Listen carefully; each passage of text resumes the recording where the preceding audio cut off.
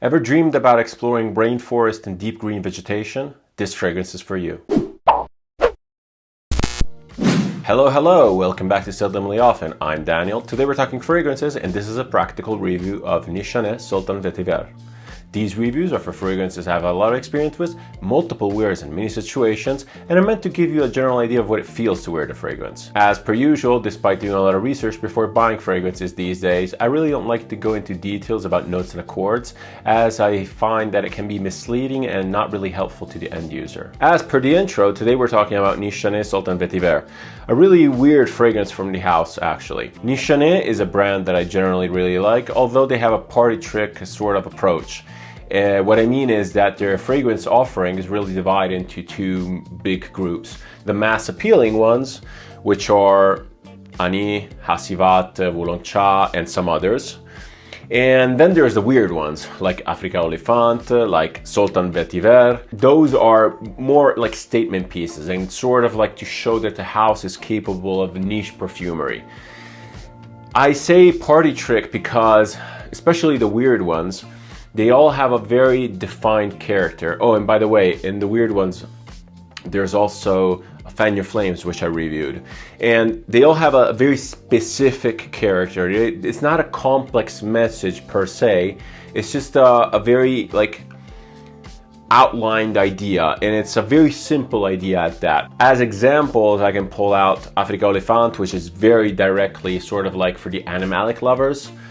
Fan Your Flames is for the boozy lovers. It sort of like rides that party trick of like pirates and the pirate vibe. And Sultan Vetiver is very much like a direct, it's meant to give you direct imagery of greenery, like heavy greenery, heavy dense greenery. Although this might be a little bit oversimplifying the fragrance house as a whole, I don't mean it in a bad way. What I mean is that Nishane, with their type of offering, happens to be perceived as a relatively approachable niche house because their fragrances are not meant to be uber complex. And they're meant to be marketed to fragrance users, which are sort of transitioning between like the designer realm and the niche realm, to be very spectacular. And I have to say, most of Nishane's fragrances are in a way spectacular because they really have a wow effect, especially the ones that are in the more weird category. Sultan Vetiver definitely falls in that. It sort of has like a love-hate relationship, really depending on if you like green fragrances, if you like Vetiver specifically or not. But as usual, before getting into the scent profile, let's talk about the presentation a little bit. Nishane has these wonderful looking bottles. I think they look absolutely great. These are the 50 mLs. I only have 50 mLs mainly because I really couldn't never get through 100 mLs of this.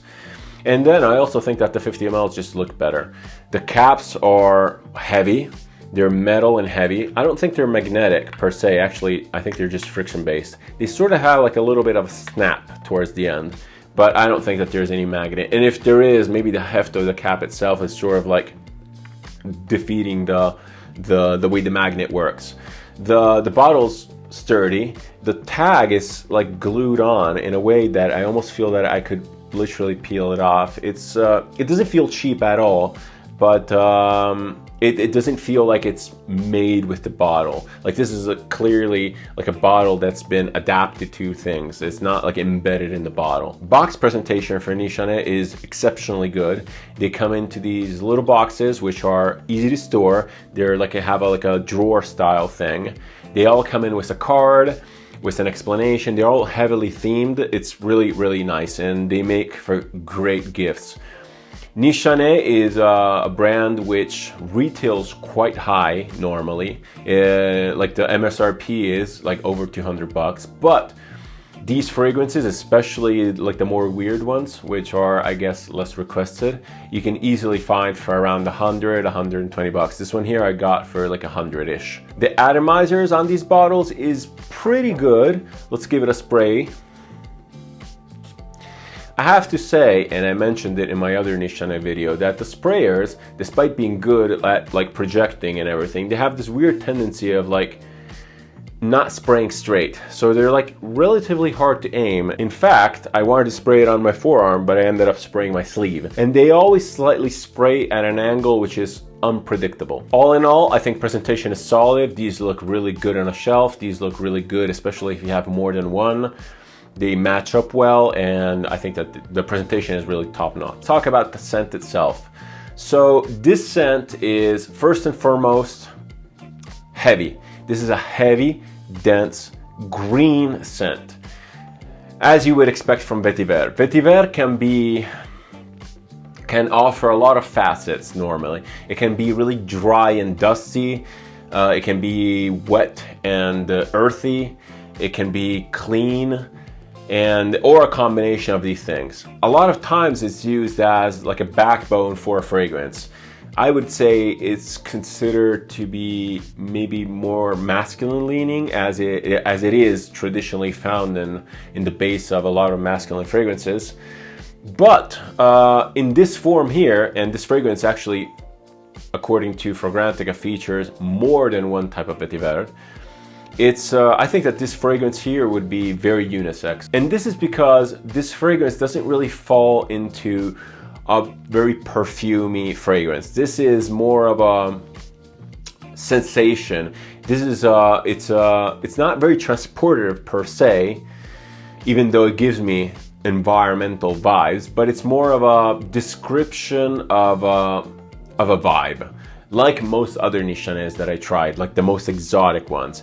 And the vibe in this one here, as mentioned in the intro, is very jungle. It gives me lush greenery, very wet tropical forest, very wet, like tall grass that you're sort of like moving through, and it's like rubbing against your clothes. So it's like really like grass and greenery and vegetation, and green vegetation that is right up in your face, like in your nose. You're kind of like you're hacking your way through a jungle. And before talking about opening, mid and dry down, I would like to say that the various stages of this fragrance has the vetiver, which in this case is in this fragrance specifically is more of a lush, wet, kind of a sweet green vetiver, is paired with different ingredients that sort of delineate the various phases of this fragrance. And this fragrance has more or less 3 well-defined phases, which is good because it keeps it interesting, because it's such a strong smell that you could otherwise feel trapped in a way, trapped in this like green bush. So the opening of this starts out green, as mentioned. The green is a big theme in this. Green, wet, bushy, sort of like fresh in a way. It's very minty. There's a lot of aromatic herbs. And there is, I guess, a touch of freshness that is given by some sort of citrus, I guess. In fact, this might be the bergamot in here. But it's more like it's just you don't really perceive the citrus per se. It's not like, oh, this is citrus, but it just really blends in with the vetiver to give it this like fresh version of vetiver. And the dry down for this definitely leans a lot drier, so the vetiver dries up, but it gets paired with this warm sweetness. And this warm sweetness, I mean, it is some sort of an ambery type sweetness with some vanilla. And the combination with the vetiver, it really detaches a lot from the top. So these are the two extremes. And the mid is basically a kind of a transition between the two. So in the transition being, if the top is very like fresh and wet, the mid is somewhat sweet. It's starting to pick up some of the sweetness from the dry down, but it retains some of the freshness. And in fact, it just might be the neroli note that's written down. So you get this like orange, blossomy sweetness, which is still kind of fresh in a way, but it starts to lean a little bit dry and powdery, like white florals do or can do. Overall, this scent really transitions a lot. You go from this very wet, fresh, hacking through a jungle type of flavor to kind of just moving through this landscape, and suddenly the vegetation gets shorter, gets wider and drier.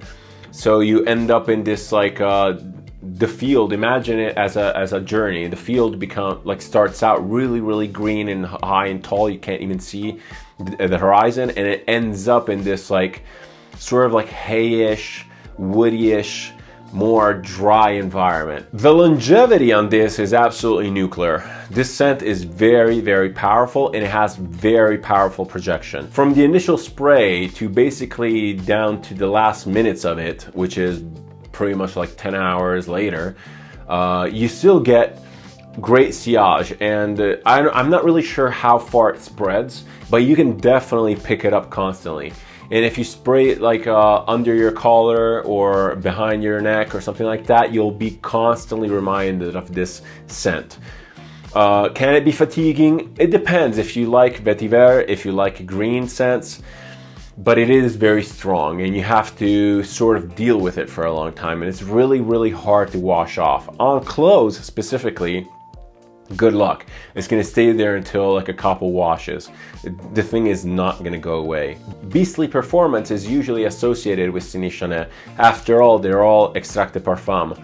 And 50 mLs, if you go like 2 sprays at a time, will last you a really long time. Given the density of this fragrance, I don't really think that it's good for summer, because it's just really heavy. It feels heavy, it smells heavy. Although it's green and by association it could be good for summer, I think it just doesn't wear well in high humidity. It would be too choking. I really don't see this fragrance as being signature scent worthy. It's just way too heavy, way too dense. And I think that if you would wear this every day, it would be very fatiguing after a while, just because it's like so powerful and so it's not open for interpretations. Like once you know what you're smelling and once you made up your mind on what this reminds you of, you will not escape it, just because it's like so overwhelming and it's not very much not perfumey. This doesn't necessarily mean that this fragrance here is challenging, because I really don't find the smell challenging. It's just that it's very potent and very direct with its messaging. Although I have worn this a lot and in many situations, I struggle to pick it up now because I know what it's like. I have to be mentally in the mood for this. I have to be mentally prepared. And to me, at least, this is a pretty fatiguing scent. That being said, I still do recommend it because it's really unique. I think it's really well made, and it can give you an idea of what vetiver is like, of what greenery is like. But I might be maturing a little bit from what Nishane is offering me. I think I'm looking for a little bit more complexity and interpretation to my scents, and less of a unidirectional kind of like presentation. I'm really curious where a small young company like Nishane will be going in the future.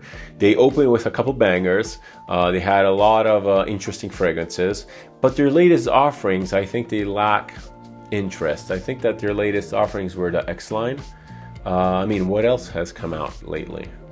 But that being said, I mean, I'm just curious. They're gonna have to step up their game. They're gonna have to put out something a little bit more mature, not audience-wise, but more like experience level-wise. Thanks again for watching. Thanks again for your time. Absolutely never taken for granted. Thanks again for all the appreciation. If you have any comments, suggestions, opinions, please leave them down below. I'll be sure to get back to them. I really like the conversation going on down there. Thanks again for everything. See you in the next one, and cheers.